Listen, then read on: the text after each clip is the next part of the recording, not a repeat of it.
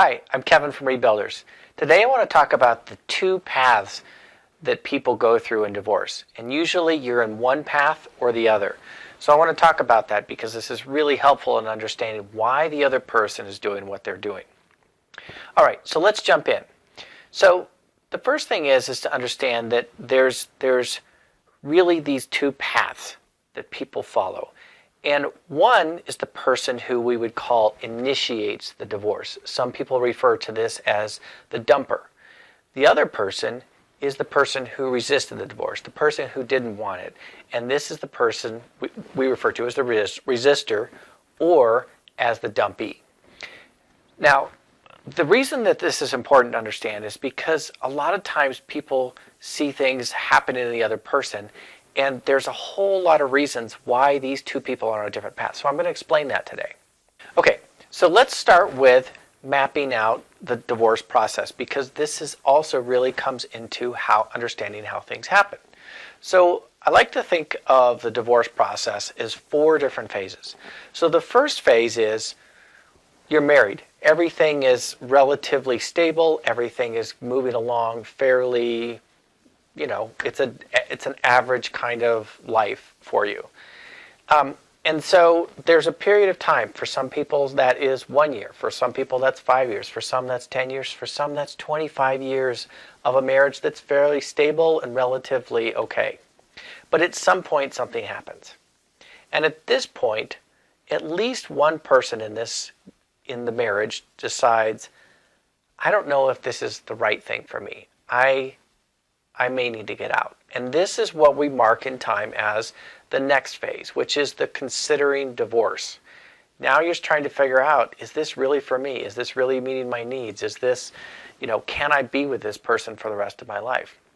And for a lot of people, this period, this considering phase, for at least one person, can be many, many years. It's not uncommon from people that I talk to say, maybe it's a matter of months in some intense situations, but a lot of times it's like, many years, like 6 years, for example. So there's this period of considering divorce for at least one person. And then we get to the next milestone, the point in time where somebody says, I can't do this anymore. I've been trying, or I've been wanting it, realizing this isn't it, but I need to make a choice. I need to do something about this because it's not going to change. And so this is the divorcing stage. And a lot of times that is where one person tells the other, I can't do this anymore. I want a divorce. Or we better figure things out soon. But some people are going through the considering phase for a long time. Maybe they're doing some marriage counseling. But the point is there's divorce is on the table for people. And it changes the relationship. Things start to happen at that point when one person no longer feels safe in the relationship, or both people don't. All right, so that's the considering divorce. Next point is then the divorcing phase, where, yes, things are happening. There's either papers have started being filed, or people have moved out, or you're not on speaking terms anymore.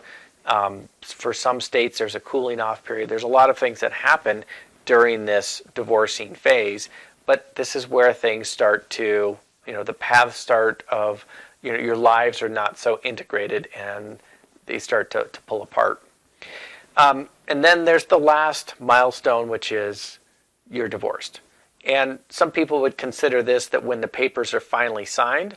Other people would consider it when they've moved out, or when they're dating someone new, or lots of things happen there. But there's a period there where one person can say, I'm now divorced, and feel like they are in this new world.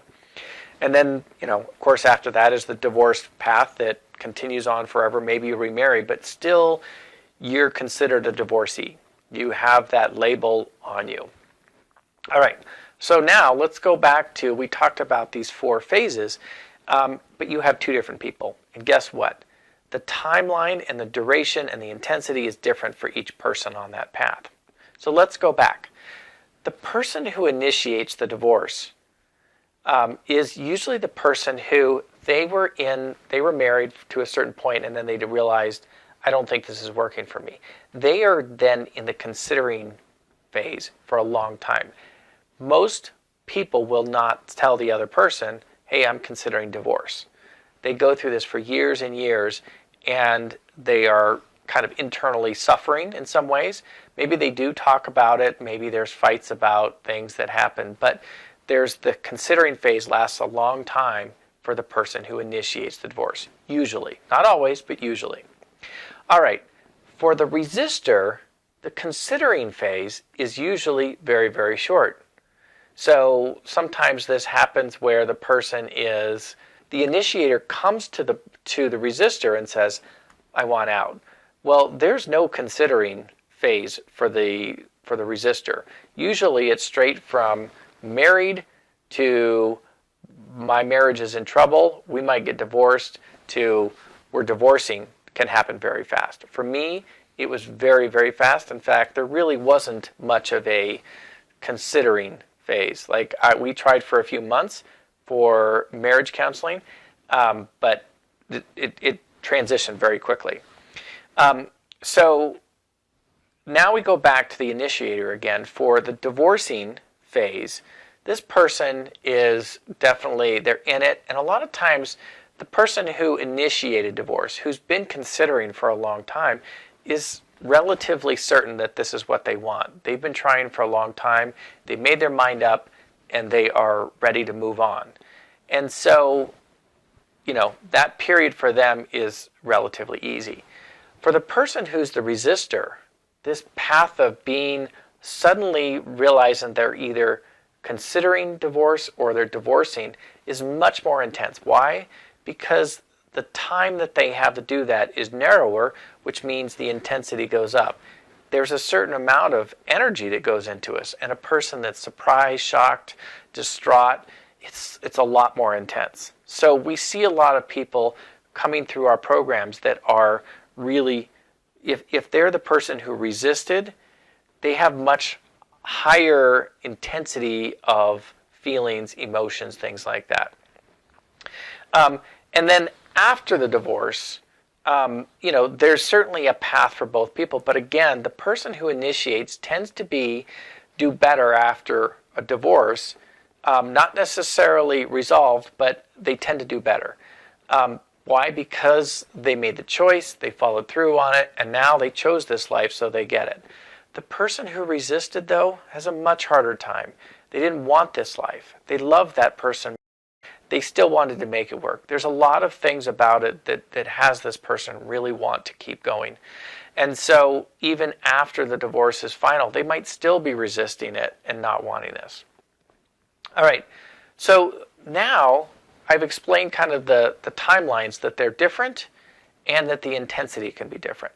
So now the third thing is to understand that a lot of times what happens for people is that when they are, if you are the initiator, a lot of initiators, not all, but many, feel guilty in some way. They are the ones who made the choice to end the marriage. They're the ones who said, I can't do this anymore, and I'm done. And there's some guilt there.